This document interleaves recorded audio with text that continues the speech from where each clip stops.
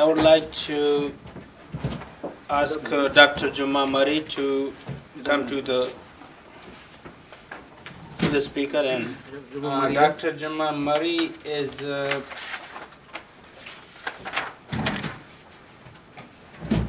the president of the Baloch Unity.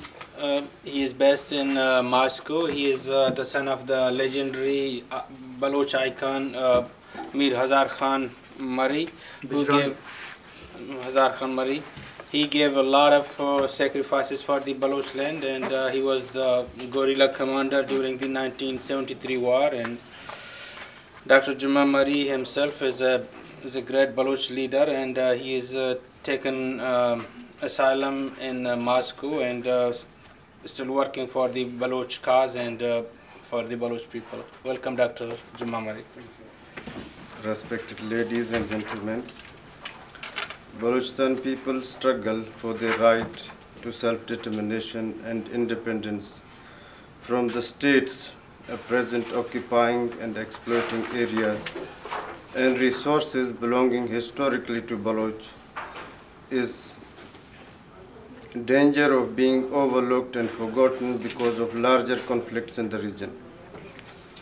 The Afghan war, the war in Afghanistan and uprising in Arab states overshadowing the Baloch struggle, not because Baloch struggle is weak or unimportant, but because the world tends to be more enamored to its interest or the glamour of apparent glory in supporting and tending high-profile struggles.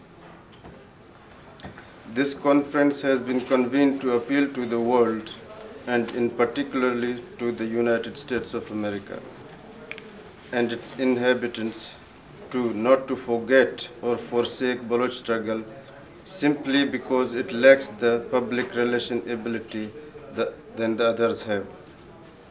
I and many Baloch feel bitter and very sad when I see my Baloch mothers and sisters sit in front of press clubs in Karachi or Islamabad and look around with sad glances, tearful eyes, and cry for help from the people who kill their loved ones daily without any charges, trials, and torture them and kill them and throw their severely tortured bodies in streets.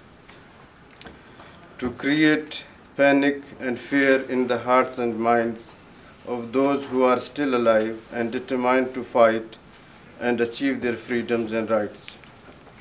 I ask you on behalf of all those mothers, widows, and children whose loved ones get killed daily in cold blood, where is the powerful West and under the leadership of United States of America,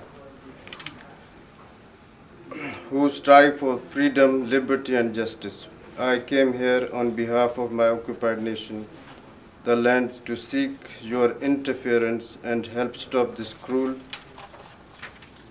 and unjust occupation and repression carried out by Iran and Pakistan since last 65 years. Baloch people are proud and freedom lovers. As your great leader, Franklin Roosevelt, said, we and all those who believe in freedom as deeply as we do would rather die on our feet than live on our knees. As one of your another great leader, Speak louder. As one of your another great leader, Mr. Woodrow Wilson said, we grow greater by dreams. Baloch people have their dreams as you had, and we love freedom of choice as you do, and we will fight for our freedom as you did. And we ask your help as you promised it to the free world. We request you do not stand only beside oil wells and defend the freedom around oil wells, but please look around and you will have so many genuine friends ready to walk with you and fight all the mayhems of terrorism and extremism to help create peaceful, prosperous world where we could all live in peace and friendship and dignity.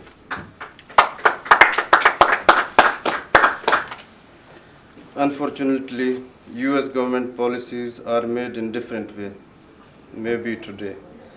They say They say, pay us like the Saudis or obey us the way the Pakistani does. If not, we will make you Democrats. But today, Balochistan cannot do neither. But we have the potential of doing all tomorrow if given chance, freedom, and human dignity.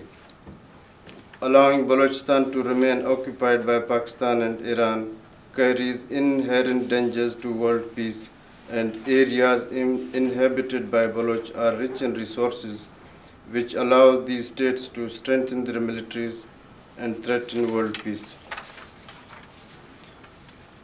But this is not only the reason for support of Baloch struggle, because it is the duty of all conscious people of the world to help nations under subjugation, to enjoy freedom in the same way they themselves do.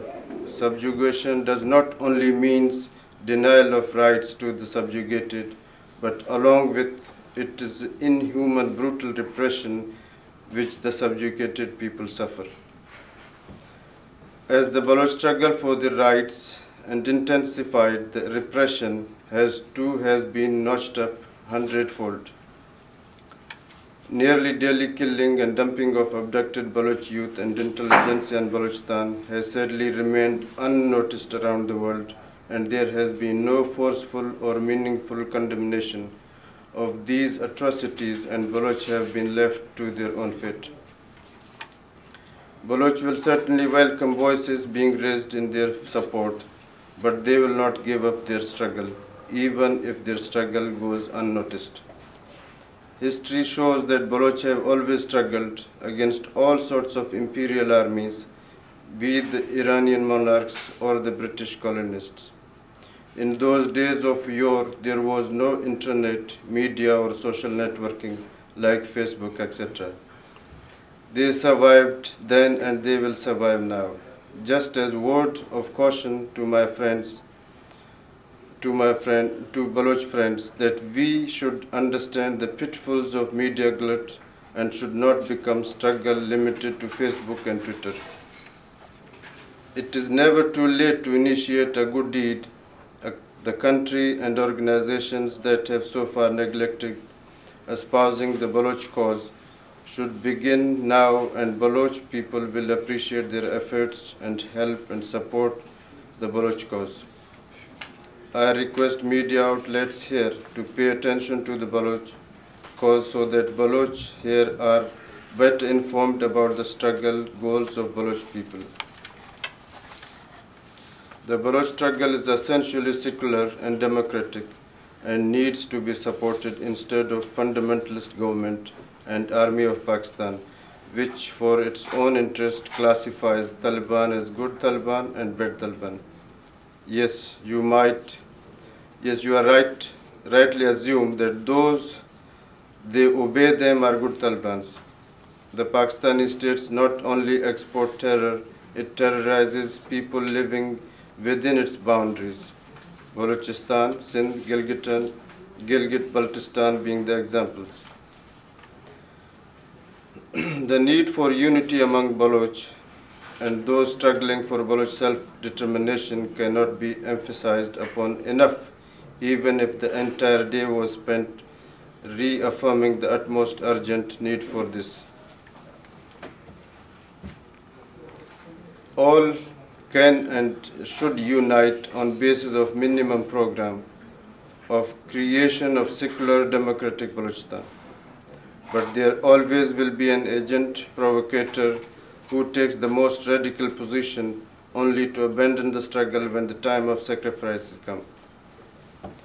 All Baloch and their sympathizers should be aware of such shady characters who with their divisive acts and statements continue their efforts to sabotage Baloch struggle from within. It is always easy to demand and expect sacrifices when you are not the one who is to sacrifice.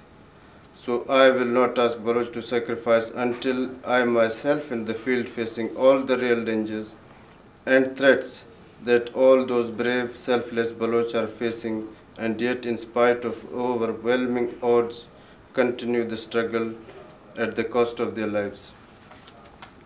I appeal to all Baloch and their sympathizers to observe 1 minute silence for all those brave sons and soil who gave their lives, sacrificed their lives, and those who continue to put theirs and their families' life in danger for the glorious cause of Baloch independence. I thank all for your very kind support and precious time for helping us further the cause of an unjustly oppressed nation who can contribute to world peace and enrich the world cultural diversity with its culture, history, and heritage. Thank you very much. Thank you, Dr. Marri. Thank you, I'll be here.